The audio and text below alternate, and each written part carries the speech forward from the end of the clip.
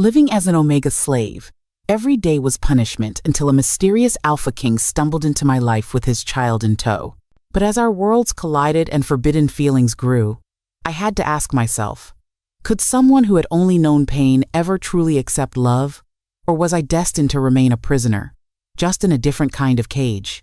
I count the lashes as they fall on my back. 1, 2, 3. The leather whip bites into my skin, leaving marks that will join the others. 4, 5, 6. I hold my breath, willing myself not to cry out. 7, 8, 9. No tears come anymore. They dried up long ago. Worthless Omega, Master Blackthorn spits. His face is red with anger. The floors still have dirt on them. I keep my eyes down. Fixed on the stone floor, I spent hours scrubbing. I'm sorry, Master. Sorry doesn't clean my house. He throws the whip aside and grabs my chin, forcing me to look at him. His alpha scent makes me want to gag. Remember what you are. You exist to serve, nothing more. When he leaves, I slowly pull my torn shirt back over my shoulders. The cloth sticks to the fresh cuts. Pain shoots through me, but I make no sound. Sounds lead to more pain. 5 years. That's how long I've been a slave in this house. 5 years since they bought me at the market, dragging me away as I kicked and screamed. 5 years of cleaning until my hands bleed, cooking meals I'm not allowed to eat, and taking beatings when I'm too slow. I touch the Omega mark burned into my wrist. The skin is still raised and ugly after all this time. It marks me as less than human, as property. The small window in my room, really just a closet, with a thin sleeping mat, shows the sun setting. Tonight is the spring feast. All the great houses will come to Blackthorn Manor, and I must serve them all. Lady Blackthorn comes to inspect me before the guests arrive. She wrinkles her nose like she smells something bad. Cover those marks, she orders, pointing to the bruises on my arms. And do something with that hair. You look like an animal. I put on the long-sleeve servant clothes and pull my hair back tightly. In the cracked piece of mirror I keep hidden under my mat, I barely recognize myself. My face is thin, my eyes dull. I look older than my 20 years. Remember the rules, Lady Blackthorn says as I follow her to the great hall. Eyes down. Speak only when spoken to. Be invisible. The great hall glows with hundreds of candles. Rich smells of roasted meat and fresh bread make my empty stomach hurt. Music plays as nobles in fine clothes laugh and talk. I move between them with a silver tray of wine cups, careful not to bump anyone or spill a drop. More wine, Omega. I pour carefully, keeping my eyes down as I've been taught. The noble doesn't thank me. They never do. Then something changes in the air. A hush falls over one part of the room, then spreads. People step back, making way for someone. I can feel a new presence, strong, powerful, different from the others. Without meaning to, I look up.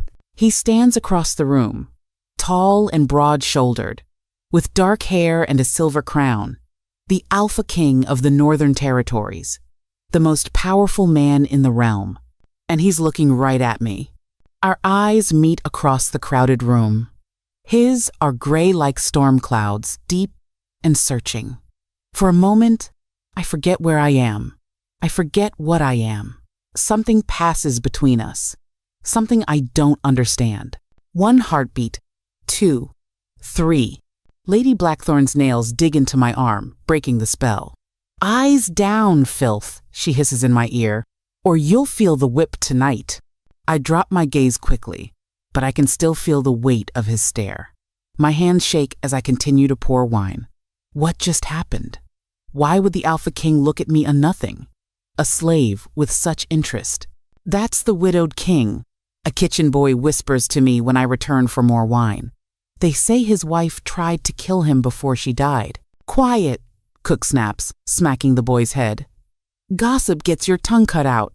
I slip back into the great hall, trying to stay close to the walls, trying to be invisible, but I feel drawn to look at him again. The Alpha King moves among the guests, speaking little. He doesn't smile. And sometimes, when no one is watching, his eyes find me again. It makes no sense. Alphas don't see Omegas, except as things to use. especially not kings. The feast drags on for hours. My feet ache. My back burns where the fresh cuts rub against my shirt. Twice more, I catch the king watching me. Each time, I quickly look away, fear racing through me. When the guests finally begin to leave, I help clean up the mess. Plates with food still on them, more food than I get in a week, are scraped into the trash. I sneak a crust of bread when no one is looking, hiding it in my pocket for later. The king asked about you. Cook's voice makes me jump. Her face is grim in the dying light of the kitchen fire. Nothing good comes from alpha attention, girl. I didn't do anything, I whisper. Doesn't matter. Just stay out of sight if he returns. She hands me a small jar. For your back. I take the jar gratefully and slip away to my room. The medicine stings as I dab it on my wounds, but I know it will help them heal faster. I eat my stolen bread in small, careful bites, making it last. Outside my tiny window, the moon rises over the dark trees. In the distance, I can see the road that leads north, to the king's lands, to freedom, maybe, but not for me, never for me. I curl up on my thin mat, pulling the blanket around my shoulders. Sleep doesn't come easily. I keep seeing those gray eyes, looking at me like I was a person, like I mattered. A dangerous thought for an Omega slave. Dreams get you hurt worse than whips. But still, as I drift into uneasy sleep, I wonder what it might be like to be seen, really seen, just once before I die. 3 days have passed since the spring feast. 3 days of extra beatings because Lady Blackthorn thinks I looked at her guests too boldly. 3 days of scrubbing floors until my knees are raw and red. 3 days of thinking about storm gray eyes that saw me when no one else does. Tonight, rain beats against the kitchen windows like angry fists. Thunder shakes the old stones of Blackthorn Manor. The family and other servants have gone to bed, leaving me alone to finish cleaning the last of the dinner dishes. It's always my job to finish last, to blow out the candles, to check the doors. The quiet of the empty kitchen is the only peace I know. I dry my hands on my apron and look out at the storm. Water runs down the glass in rivers, turning the world outside into a blur of darkness. Lightning flashes, turning night to day for a breath. Then darkness swallows everything again. In that flash, I think I see a shape moving through the garden toward the servant's door, but it must be my tired mind playing tricks. Then I hear it, a pounding on the door, heavy, urgent. No one ever comes to the servant's entrance, especially not in a storm like this. Fear tightens around my chest like a rope. Could it be Master Blackthorn's men searching for the missing silver spoon I didn't steal? Or worse, bandits from the hills come to raid the manor? The pounding comes again, louder this time. I should call for help. I should run and wake the house guard. Instead, I find myself moving toward the door, drawn by something I can't name. My hand shakes as I lift the heavy iron latch and pull the door open just enough to peer out. Lightning splits the sky. In its harsh light, I see him. The Alpha King stands on the doorstep, drenched from the rain. His fine clothes are muddy and torn. Blood stains the left side of his tunic, dark and wet. But it's what he carries that makes my breath catch a small bundle held tight against his chest. A child wrapped in a cloak too big for its tiny body. Please, he says, his voice strained with pain and something else, fear. From an alpha? Help us. I should close the door. I should run and tell Master Blackthorn that the king has come. I should do anything but what I'm about to do. I step back and open the door wider. Come in, I whisper, looking over my shoulder to make sure no one else is awake. Quickly! He stumbles inside, water pooling at his feet on the clean floor. I'll have to scrub it again before morning. The king's face is pale, his dark hair plastered to his forehead, but it's the child in his arms that draws my eye. It's a little girl, no more than 4 years old. Her face is flushed red with fever, her breathing quick and shallow. What happened? I ask, forgetting to use his proper title, forgetting my place. Ambush on the road, he says, his eyes scanning the kitchen for danger. My guards, they held them off while we escaped through the forest. But my daughter, his voice breaks. She fell into a stream. The fever started hours ago. His daughter, the rumors were true then. The widowed king with a young princess. You need to go to the main house, I tell him, though the words taste wrong in my mouth. Master Blackthorn will help you. The king's eyes harden. Blackthorn is the last man I would trust with my child's life right now. Something in the way he says it makes my skin cold. There's danger here, more than just a sick child and a wounded king. Then why come here at all, I ask. His eyes find mine, the same storm gray that hasn't left my dreams for 3 nights. Because I saw you at the feast, and I knew. He doesn't finish the thought. The child in his arms whimpers, drawing his attention back to her. Please, she needs help. Dry clothes, medicine for the fever. Every part of me screams that this is dangerous. If Master Blackthorn finds the king in the kitchen with me, I'll be whipped to death in the yard, or worse. But the child whimpers again, her small face twisted in pain. And just like that, my fear doesn't matter anymore. This way, I say, picking up a candle. Follow me. I lead them through the dark hallway to my tiny room off the kitchen. It's barely big enough for my sleeping mat, but it's private. No one comes here but me. Put her here, I say, quickly clearing my few things from the mat. I'll get what we need. The king gently lays his daughter down. She looks even smaller on my bed, her golden hair spread out like a fan. Her skin burns when I touch her cheek. She needs dry clothes, I say, and cool water for the fever, and herbs. I slip back to the kitchen, heart pounding with every step. If anyone sees me taking supplies, I'll have to explain. And lies are punished even worse than looking an alpha in the eye. But the house stays quiet as I gather clean cloths, a bucket of cool well water, and the herbs cook keeps for fevers. I take a small loaf of bread and some dried fruit too. The king looked hungry. When I return, he's sitting on the floor beside my mat, holding his daughter's small hand. He's taken off his wet cloak and outer tunic. Without them, I can see the wound on his side more clearly. A sword cut, not deep but long, still seeping blood. You're hurt, I say, setting down my supplies. It's nothing, he says, though his face is tight with pain. Help her first. I nod and kneel beside the child. Carefully, I remove her wet clothes. Her skin is hot and dry, her little chest rising and falling too fast. I wet a cloth with cool water and place it on her forehead. Then I mix the fever herbs with a little water and try to get her to drink. Most of it dribbles down her chin, but some goes down her throat. What's her name? I ask as I work.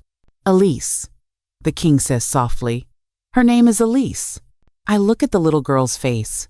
It's hard to see the mighty Alpha King's daughter in this small, sick child. She looks like any other little girl, in need of care and comfort. And you? I ask before I can stop myself. What should I call you? A small smile touches his lips. My name is Sebastian.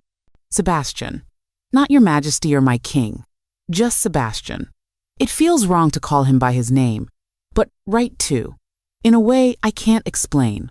I need to clean your wound, I tell him, turning my attention to his injury. It could get bad if it's not cared for. He nods, watching as I prepare clean cloths and the small jar of medicine Cook gave me for my own wounds. I've never touched an alpha before, except when they hit me. My hands shake as I reach for him. I won't hurt you, he says quietly, seeing my fear. I swear it.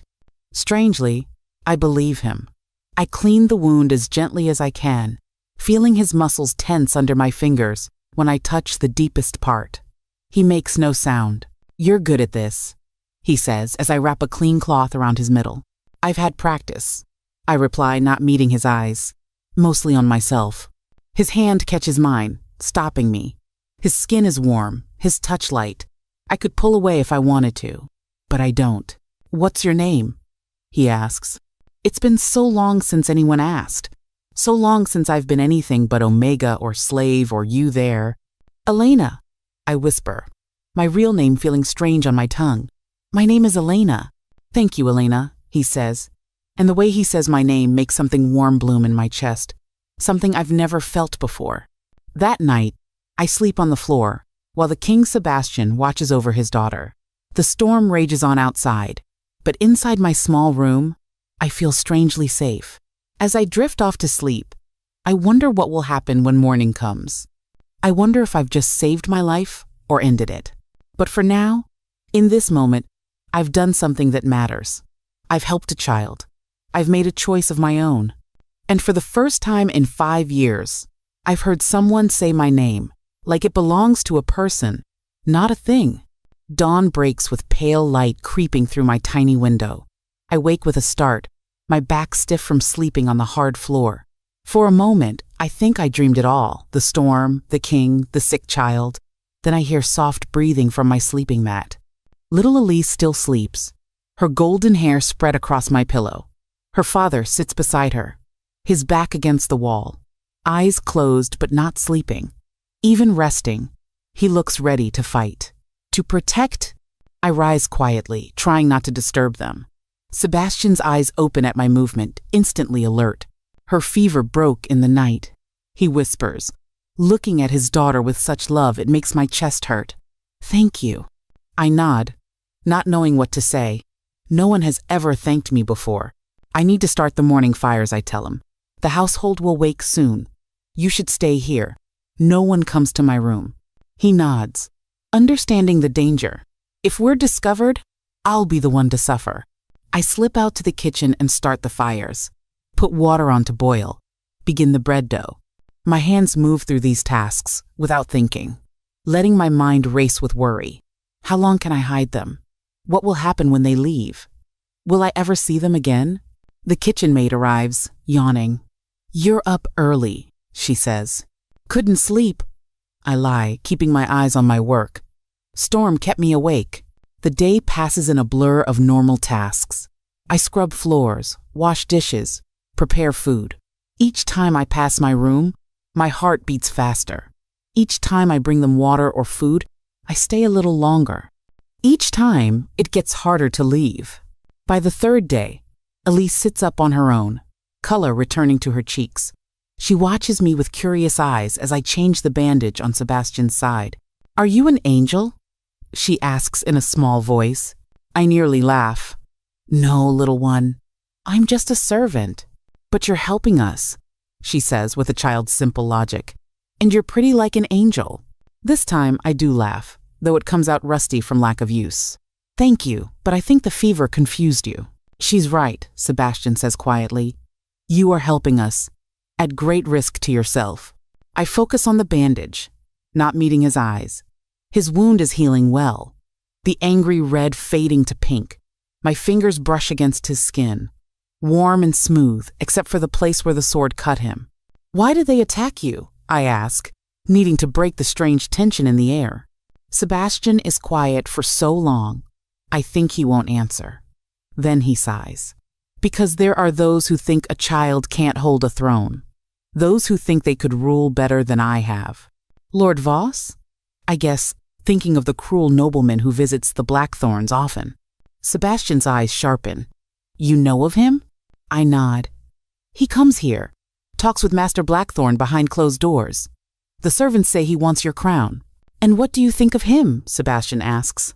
He kicks the dogs and pinches the serving girls. I say simply, a man who hurts the weak would make a poor king. A smile touches Sebastian's lips.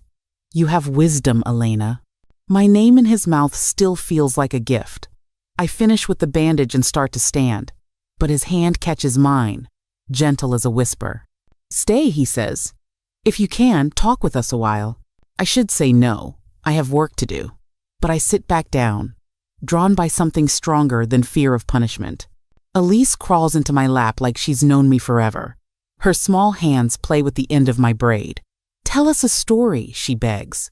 So I tell them the story my mother told me before I was taken about the moon, who loved a star so much. She made the night sky dark, so the star would shine brighter. Elise listens with wide eyes, and Sebastian watches me with a look I can't read. When the story ends, Elise yawns. I like you, she declares before drifting back to sleep in my lap. The weight of her small body, trusting and warm, brings tears to my eyes. I blink them back quickly. She never takes to strangers, Sebastian says, watching his daughter sleep. Not since her mother. He stops, pain crossing his face. I heard that your wife died. I say carefully. I'm sorry. Don't be. he says, his voice hardening. She tried to kill Elise first. The words hang in the air like smoke. I look down at the sleeping child, trying to imagine anyone wanting to hurt her. Why would a mother harm her own child? I ask. Sebastian's eyes meet mine, full of old pain. Because Elise stood between her and power. Because my wife wanted the throne more than she wanted our daughter's life. I think of the angry red scar I'd seen on his side when I cleaned his new wound. Different from the sword cut. Older. Deeper. She gave me that too, he says, following my gaze. The night before she tried to poison our child. My hand moves without my permission, fingers lightly touching the old scar. I'm sorry. You keep apologizing for things that aren't your fault, he says with a sad smile. Why is that, Elena? The question catches me off guard. I don't know. It's safer, I guess, to take the blame. Even when you've done nothing wrong? Especially then, I admit. An Omega who argues gets worse than one who apologizes. Anger flashes in his eyes, quickly controlled. That's not how it should be. But it is how it is, I say. Your kind made these rules. Not my kind, he says firmly. Not me. I laugh without humor. You're the king. If not you, then who? He doesn't answer right away. Instead, he rolls up his sleeve, revealing a long, jagged scar that runs from his wrist to his elbow. My wife gave me this one too, he says quietly, when I refused to let her use Elise as a pawn in her games for power. So she became your enemy, I say. He looks at me with those storm gray eyes. And did I become yours? Just for being alpha? The question makes me uncomfortable. Makes me think in ways I'm not supposed to. I don't know what you are, I admit. His hand finds mine in the dim light of my room. His thumb traces small circles on my palm. Neither do I anymore. We sit in silence, his hand warm around mine. Elise breathes softly in my lap. Outside, rain has started again, gentler than the storm that brought them to me. What will you do when you leave here? I ask, not wanting to think about it but needing to know. Return to the capital, he says. Secure the throne.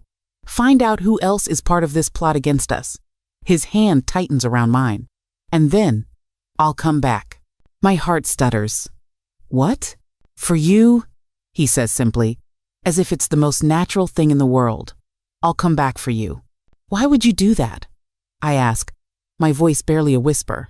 Because you've shown more kindness to me and my daughter in 3 days than my wife did in 5 years, he says. Because you risked everything to help strangers. Because when you look at me, you see a person, not just a king or an alpha. And when you look at me, I ask, afraid of the answer. I see a woman of rare courage, he says softly. I see someone who deserves so much more than this life. His words wrap around me like a warm blanket on a cold night. No one has ever spoken to me this way. No one has ever seen me this way. Elise stirs in my lap, mumbling in her sleep. I stroke her hair gently, soothing her back to dreams. When I look up, Sebastian is watching us with an expression that makes my chest tight. She needs a mother, he says quietly. And you need a queen, I finish for him. A real one, not a beaten-down slave. I need someone true, he counters. Someone kind. Someone who sees me as I am, not what they can gain from me. You barely know me? I remind him. I know enough, he says. I know what matters. His fingers brush my cheek, tracing the line of an old scar near my eye. The touch is so gentle I have to close my eyes against the sudden ache in my throat. When this is over, he whispers, I want to give you a choice, Elena. A real one. Not orders or commands. A choice freely made. I open my eyes to find him closer. His face just inches from mine. His scent surrounds me, not harsh or threatening like other alphas, but clean and warm, like sun-dried sheets in forest after rain. And if I choose wrong? I ask. There is no wrong choice, he says, as long as it's truly yours to make. In that moment, with his eyes holding mine and his daughter sleeping in my arms, I allow myself to imagine a different life. A life where I'm not property. A life where I'm seen. A life where I matter. It's a dangerous dream. The most dangerous I've ever had. But sitting here in my tiny room, with rain falling softly outside, and this strange little family filling the space with something that feels like hope, I can't bring myself to let it go. 5 days have passed since the storm brought Sebastian and Elise to my door. 5 days of secret meals and whispered stories. 5 days of watching Elise grow stronger while her father's wound heals. 5 days of learning to hope again. Today, I'm in the kitchen garden, picking herbs for the evening meal and for a special tea to help Elise's lingering cough. The sun feels good on my face after so many days inside. Birds sing in the apple trees, and the smell of fresh soil rises up around me as I work. I look toward the high stone walls that circle Blackthorn Manor.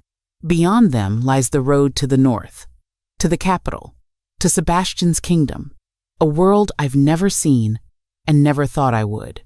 Until now. Last night, Sebastian told me more about his home, about tall mountains that touch the clouds, about forests where deer run free, about his castle with rooms full of books and windows that look out over a great lake. He described it all so clearly I could almost see it, almost believe I might someday walk those halls as something other than a servant. A silly dream, but dreams are all I have. The sound of horses pulls me from my thoughts. Many horses, moving fast. I straighten up, shading my eyes against the Sunday. A group of riders thunders into the front courtyard, kicking up dust. Their cloaks bear the Blackthorn crest. But there are others too, men wearing Lord Voss's colors of red and black. My blood turns cold. I drop my basket of herbs and run toward the kitchen, heart pounding against my ribs like a trapped bird. I burst through the door just as the kitchen maid rushes in from the main house. The King's Guard is searching every house in the area, she whispers, eyes wide with excitement. They say he's gone missing after an ambush on the road. Some think he's dead. Dead? I repeat, trying to keep my face blank while fear claws at my throat. That's what Lord Voss is saying. She continues. He's here now, talking with Master Blackthorn. They say if they don't find the king soon, Lord Voss will take control of the northern lands to keep order. I need to warn Sebastian. I grab a jug of water and a loaf of bread, an excuse to go to my room. Where are you going with that? Cook asks, eyeing me suspiciously. I haven't eaten since morning, I stammer. Please, I'll work extra tonight. Cook's eyes soften slightly. She's always been the kindest of the house staff. Go on then. But be quick about it. The master will want a big dinner for his guests. I hurry to my room, closing the door softly behind me. Sebastian is already alert, standing protectively in front of Elise, who sits on my sleeping mat, playing with a small doll I made her from kitchen rags. They're searching for you, I say without preamble. Lord Voss is here. With men. Sebastian's face darkens. I should have known he'd come himself. They're saying you might be dead, I add. That Voss will take control of the northern lands. Not for me, Sebastian says grimly. For her. He nods toward Elise, who looks up at the sound of her father's serious voice. Voss wants the northern crown. My daughter is the obstacle. Footsteps approach in the hallway outside. Heavy boots on stone. Sebastian pushes Elise behind him and motions for me to stand back. Hide, I whisper urgently. Under the bed. He shakes his head. No, he says, standing tall. I'm done hiding. The door crashes open before I can argue. Lord Blackthorn enters, his large frame filling the doorway. Behind him stands Lord Voss, a thin man with cold eyes and a mouth like a knife cut in dough. Well, Blackthorn sneers, taking in the scene before him. The rumors were true. Our king, consorting with an Omega slave. My body goes rigid with fear. This is it. This is where I die. Your Majesty, Voss says, bowing slightly to Sebastian, though his eyes remain hard. We've been searching for you. There was grave concern after the attack. I'm sure there was, Sebastian replies, his voice like ice. Though not for my well-being, I think. Voss's eyes shift to Elise, who peers around her father's leg. The princess appears unharmed. How fortunate. Something in the way he says it makes my skin crawl. Step aside, Omega, Blackthorn orders me. This doesn't concern you. But I can't make my feet move. Something is very wrong here. The child comes with us, Lord Voss says, reaching a hand toward Elise. For her safety, of course. No, I say before I can stop myself. The room goes silent. No one seems more surprised than me that I've spoken.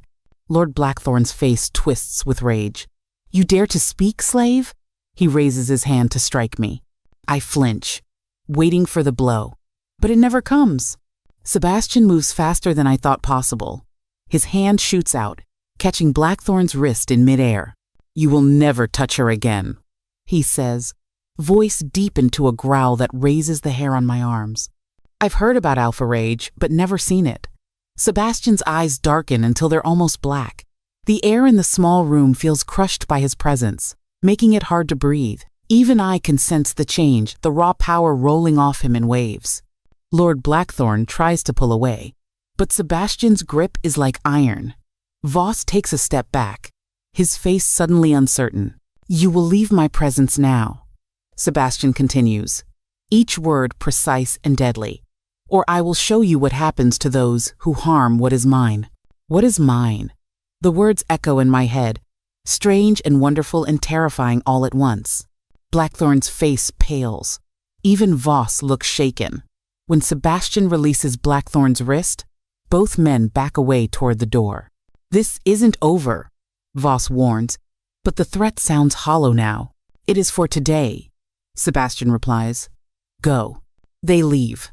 Footsteps hurrying down the hall. I stand frozen, unable to believe what just happened. Sebastian turns to me, the darkness fading from his eyes, leaving only concern. Are you hurt? He asks softly. I shake my head, too stunned to speak. He defended me, protected me, called me his. Papa was scary, Elise says in a small voice, her eyes wide. Sebastian kneels before his daughter. Sometimes we need to be scary to protect the people we care about, he explains gently. But I would never hurt you.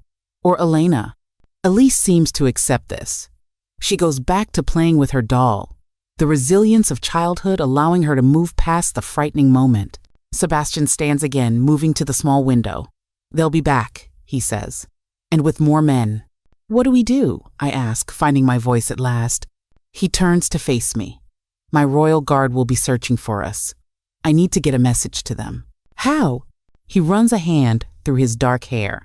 There's a marker stone at the crossroads, a mile north of here. My men will check it for signs. If I could leave something there, my royal seal, they would know I'm alive and nearby.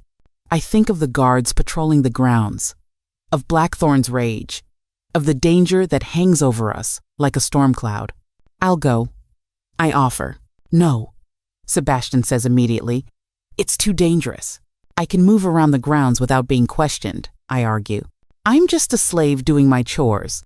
No one looks twice at me. And beyond the walls, he asks, if you're caught outside without permission, I won't be. I promise, though my stomach twists with fear at the thought. I know a way out through the old garden wall.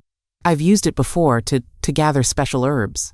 I don't tell him that I've sometimes slipped out just to stand on the road and look north, dreaming of running away, dreaming of freedom. Sebastian studies my face for a long moment. Then he pulls a heavy ring from his finger gold with a wolf's head carved in dark stone. My royal seal, he says, pressing it into my palm. Leave it under the marker stone. But Elena, he takes my face in his hands, forcing me to look at him. If there's any sign of danger, any at all, you run. Do you understand? You run and don't look back. I nod, his ring warm and heavy in my hand. I understand. Be safe, he whispers. Come back to us. To us. As if we're a family. As if I belong with them. I slip the ring into the small pocket hidden in my skirt. I will. I promise. As I leave my room, I glance back one last time. Sebastian stands with Elise in his arms, the two of them framed by the narrow window. For a moment, I let myself imagine that this is what I'm fighting for, not just their safety, but a place beside them, a future I never dared to want. Then I close the door and hurry down the hall, a slave girl on an errand, just like always, except nothing is the same as it was before the storm that brought a king to my door. Nothing will ever be the same again. I return from the crossroads as the sun sets, my heart racing like a wild horse. No one saw me slip through the gap in the old garden wall. No one stopped me on the road. I left Sebastian's royal seal under the marker stone. my fingers lingering on the carved wolf's head before I covered it with dirt and pebbles. Now I hurry through the kitchen, keeping my eyes down, trying to look normal, though everything inside me feels changed. Cook gives me a strange look as I pass. "Where have you been?" "The master's been asking for you." Fear spikes through me. "I was gathering herbs." I lie, holding up the small bundle I picked on my way back to make my story real. "Well, hurry and clean yourself up," she says. "They want you in the main hall." My stomach drops. The main hall? Slaves aren't called there unless something is very wrong. I splash water on my face and hands, trying to calm my breathing. When I reach the main hall, I find Master Blackthorn sitting in his big chair by the fire. Lord Voss stands nearby, talking in a low voice. They both look up when I enter. "There you are," Blackthorn says, his voice dangerously soft. "Come here, Omega." I approach slowly, keeping my eyes on the floor. My legs feel like they're made of water. "My Lord Voss has been telling me interesting things," Blackthorn continues, "about how the king and his brat disappeared after an ambush, about how someone might be hiding them." I say nothing, though my heart pounds so loud I'm sure they can hear it.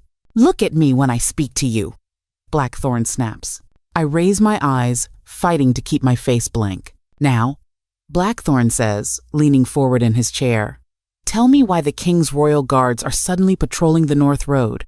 Tell me why they're searching the woods around my land." "I don't know, master," I whisper. His hand lashes out, striking me across the face. My head snaps to the side, pain blooming across my cheek. "Do not lie to me," he hisses. "You've been acting strangely for days, sneaking food, disappearing for hours." "The herbs," I say quickly. "I've been collecting herbs for Cook." Another slap, harder this time. "Where is the king?" "I don't know," I repeat, tasting blood inside my mouth. Blackthorn rises from his chair, his face dark with anger. I brace myself for worse pain. A commotion at the main door stops him. Voices raised in alarm. The clang of metal. Blackthorn and Voss exchange worried looks. The doors burst open. Men in the king's colors flood into the hall, swords drawn. Behind them walks Sebastian, no longer the wounded man in torn clothes who came to my door in the storm. Now he wears armor with a deep blue cloak, a sword at his side, his crown glinting on his dark hair. He looks every inch the Alpha King, powerful and dangerous. My heart leaps at the sight of him. He came back. "Blackthorn," Sebastian says, his voice carrying through the hall. "Lord Voss, I believe you've been looking for me." Blackthorn pales. "Your Majesty, we were concerned for your safety." "Were you?" Sebastian's eyes are cold as winter. "Strange how your concern led you to threaten those under my protection." His gaze shifts to me, softening just for a moment. I see relief in his eyes, then anger as he notices the marks on my face. "Did they hurt you?" he asks. Before I can answer, Lord Voss steps forward. "Sire, we were merely questioning the girl about your whereabouts. We've been frantic with worry." "Spare me your lies, Voss," Sebastian says. "I know what you've done. I know what you planned." Voss's hand moves to the knife at his belt. "I don't know what you mean." "Treason," Sebastian says simply. "Planning to take my throne. Trying to harm my daughter to do it." The room goes very still. Even the guards seem to hold their breath. "These are serious accusations," Voss says carefully. "Yes," Sebastian agrees. "And you will answer for them. Guards, take Lord Voss into custody." 2 guards move toward Voss, who draws his knife. "You have no proof." "I have enough," Sebastian replies. "And I'll find more when we return to the capital." Voss looks around wildly, like a trapped animal. Then his eyes land on me. Before anyone can react, he lunges forward, grabbing me roughly and pressing his knife to my throat. "Stay back," he shouts as the guards advance, "or I'll cut her open." The cold blade presses against my skin. I can feel a thin line of blood trickling down my neck. Sebastian goes still, his face like stone. "Let her go, Voss," he says quietly. "This is between you and me." "No," Voss snarls. "This slave is my way out of here. No one will follow me if I have her." I meet Sebastian's eyes across the room. I see the struggle in them, the king who needs to capture a traitor versus the man who doesn't want to see me hurt. She means nothing, Master Blackthorn says suddenly. She's just an Omega slave. Take her and go if you must. Sebastian's eyes flick to Blackthorn, cold with disgust. Then back to me. I give him the smallest nod. It's okay. Do what you need to do. But Sebastian doesn't retreat. Instead, he takes a step forward. That woman, he says, his voice carrying to every corner of the room, is under my protection. And you will release her now.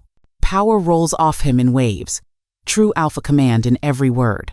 I feel Voss's grip loosen slightly as the force of it hits him. In that moment of weakness, I drive my elbow back into Voss's stomach as hard as I can. He grunts in pain, his knife slipping away from my throat. I twist free as the guards rush forward, tackling Voss to the ground. Sebastian is at my side in an instant, his arm around me, holding me up as my legs threaten to give way. Are you hurt? He asks, fingers gently touching the small cut on my neck.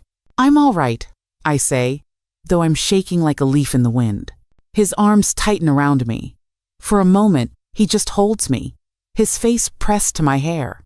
I feel him breathe deep, as if making sure I'm really there, really safe. Then he straightens, becoming the king again. Take Lord Voss to the capital, he orders his guards. He'll stand trial for treason. The guards drag Voss away, still struggling and shouting threats.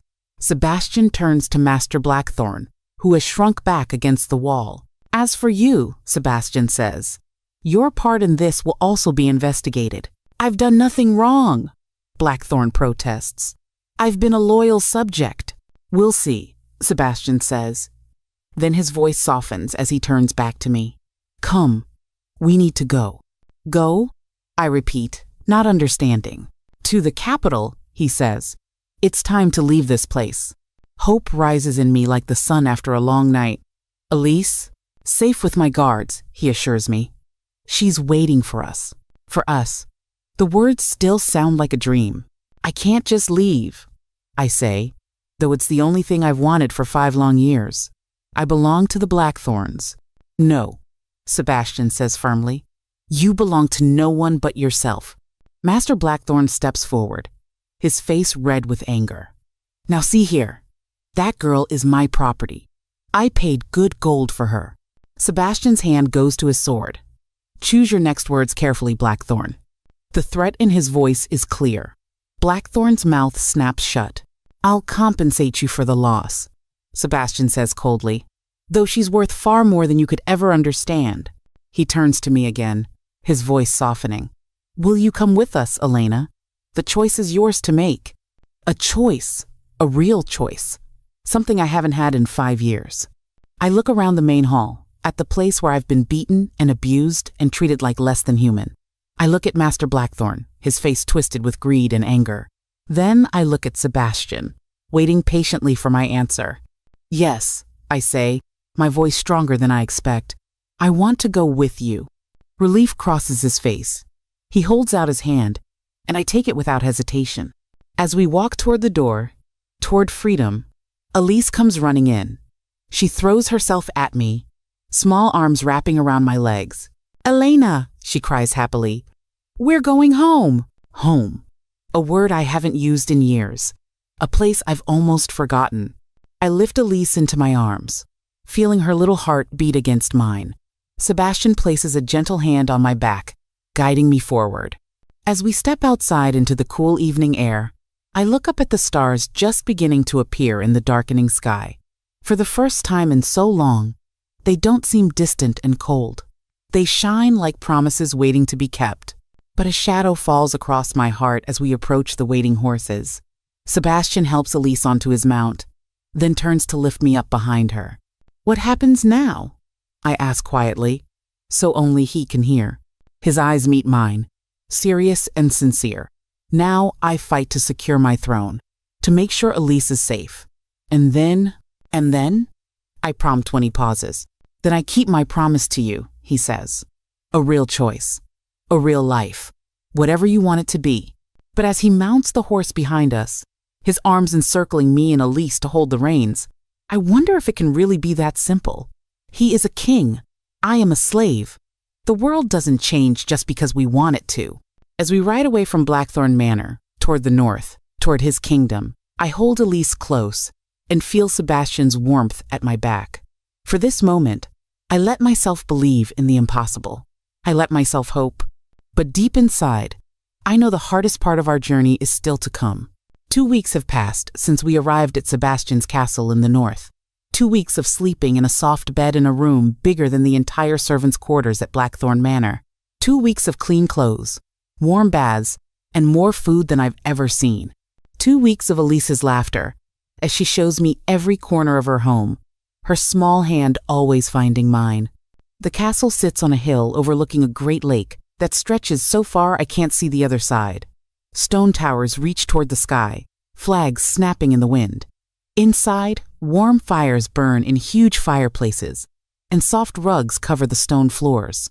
Tapestries hang on the walls, telling stories of wolves and warriors and winter kings. I've never seen such beauty, never imagined I could live in such a place. But I don't belong here. I feel it every time a servant bows to Sebastian and then looks at me with questions in their eyes. Every time a noble visitor stares at the fading bruises on my face. Every time I reach for a broom or a rag, forgetting I'm not expected to clean anymore. Sebastian has been busy since our return. Lord Voss's betrayal wasn't alone. Other lords were part of the plot to take the throne. And Sebastian spends long hours in meetings with his council, rooting out the traitors. I see him at meals and in the evenings, when he comes to tell Elise goodnight. Sometimes he finds me on the castle walls, looking out at the mountains, and we talk as the sun sets. He asks about my day, if I'm comfortable, if I need anything. He never pushes for more, true to his word about giving me time, giving me choice. But I see the way he looks at me when he thinks I don't notice. I feel the way the air changes when he enters a room, and I know, deep in my heart, that I'm falling in love with him, with his strength and his gentleness, with the way he listens when I speak, with how he treats everyone, from the highest lord to the lowest servant, with the same respect. It's a foolish love, a hopeless love. He is a king, and I am nothing, no matter how fine my new dresses or how soft my new bed. I was born an Omega and sold as a slave. Such things don't change. I spend my days with Elise. She's asked me to be her teacher, and Sebastian agreed. We read stories from the castle's huge library. We walk in the gardens. We feed the swans on the lake. She calls me Lena now, her special name for me. And each time she says it, my heart grows fuller. Today, I sit with her in the garden, showing her how to weave flowers into a crown. Her small fingers struggle with the stems, but she doesn't give up. "Is this right, Lena?" she asks, holding up her crooked creation. "It's perfect," I tell her, placing it on her golden hair. "A crown fit for a princess." She giggles, then grows serious. "Are you happy here with us?" The question catches me by surprise. "Yes," I say honestly. "I am." "Good," she says, nodding like a tiny queen. "Because Papa is happy when you're here too." He smiles more. My heart flutters at her words. "Does he?" "Uh-huh. And he said you might stay forever?" Her eyes shine with hope. "Will you?" Before I can answer, a servant approaches us, bowing low. "Miss Elena, the king requests your presence in his study." I rise, brushing grass from my skirt. "I'll be right there." I turn to Elise. "Let's finish our flower crowns later, all right?" She nods, already starting on a new one. "I'll make one for Papa too." I follow the servant through the castle halls, wondering why Sebastian has called for me. We pass servants carrying linens, guards standing at their posts, a group of nobles deep in discussion. All of them glance at me as I pass, curiosity in their eyes. The servant stops at a heavy wooden door. The king is waiting inside. I smooth my hair, take a deep breath, and enter. Sebastian's study is a large room, with windows that look out over the lake. Bookshelves line the walls, filled with leather-bound volumes. A fire crackles in the hearth despite the warm spring day. Sebastian stands near a large desk covered with maps and papers, talking with an older man in rich robes. They both look up as I enter. "Elena," Sebastian says, his face lighting up in a way that makes my heart skip. Thank you for coming. Please, meet Lord Thorn, my chief advisor. The older man studies me with sharp eyes. So this is the Omega girl I've heard so much about. I curtsy, as I've been taught is proper. My lord. Leave us, Thorn, Sebastian says. We'll finish our discussion later. Lord Thorn bows and exits, but not before giving me one last assessing look. When the door closes behind him, Sebastian steps closer to me. How are you today? He asks softly. Well, I reply. Elise and I were making flower crowns in the garden. He smiles. She adores you. And I her. Sebastian's face grows serious. Elena, there's something I need to tell you. Something important. Fear curls in my stomach. What is it? He gestures to a chair. Please, sit. I perch on the edge of the seat, hands folded in my lap to keep them from shaking. Sebastian doesn't sit. Instead, he paces to the window and back. The Royal Council met this morning. He begins. They've been concerned about Elise. Is she ill? I ask quickly. She seemed fine in the garden. No, she's... well, he assures me. It's about her future, about her education and upbringing. I wait, not understanding. Sebastian sighs. The council believes that Elise should be sent to the Summer Palace to be raised and educated by Lady Rowena, my late wife's sister.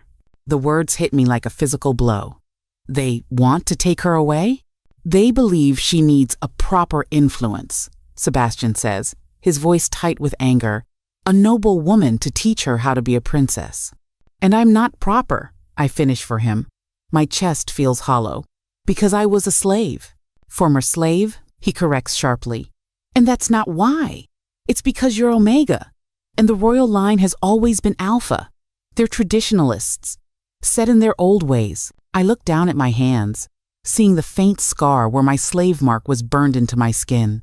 It's been treated by the royal physician, fading a little more each day. But it will never disappear completely. Just like what I am will never change. When? I ask, my voice barely a whisper. They want her to leave within the week. Sebastian's fist clenches at his side. But I told them no. My head snaps up. What? I told them no, he repeats, kneeling before me and taking my hands in his. Elena, in the few weeks you've been here, you've given Elise more love and guidance than her own mother did in her entire life. You've taught her kindness and courage and how to see the beauty in small things. I will not send her away from that. From you. Hope blooms in my chest, but fear quickly crowds it out. The council won't be happy. Let them be unhappy, Sebastian says fiercely. I am king. The final decision is mine. A tear slips down my cheek. But what if they're right? What if I'm not what she needs? I don't know how to be a princess or a lady. I don't know court manners or royal history. I was scrubbing floors 2 weeks ago. And yet you have more wisdom and grace than most of the nobles I know, Sebastian counters. The rest can be learned, if you wish to learn it. He squeezes my hands gently. But it must be your choice, Elena. I promised you that. The weight of the moment presses down on me. I think of Elise's smile when she saw me this morning. I think of her small body curled against mine when I read her stories at night. I think of how empty my arms would feel without her. I won't let them take her, I say, the words coming from some deep, fierce place inside me. I won't let them send her away. Sebastian's eyes widen at the determination in my voice. She's not just a princess or a future queen. I continue. She's a little girl who needs love and care, and someone who puts her happiness first. She needs a home, not just a palace. A family, not just servants and tutors. I stand, pulling Sebastian up with me. If the council wants to send her away, they'll have to go through me first. A slow smile spreads across Sebastian's face. There she is, he says softly. The woman who stood up to a king in a storm. I'm not afraid anymore, I tell him, and it's true. The fear that has lived inside me for 5 years is gone, replaced by something stronger. I won't let anyone hurt her, or take her from us. Us. The word hangs between us, full of meaning. Sebastian lifts my hand to his lips, pressing a gentle kiss to my palm. Then we stand together, he says. and the council can either accept it or find themselves new positions. His touch sends warmth up my arm and into my chest. What will they say? The people, when they learn their king defied tradition for an Omega former slave? They'll say I chose the best mother for my child. Sebastian answers, and in time, they'll see I'm right. Mother, the word makes my breath catch. Is that what I am to Elise? What I could be? A knock at the door interrupts us. Sebastian steps back, though he keeps hold of my hand. Enter, he calls. Lord Thorne returns. His fac,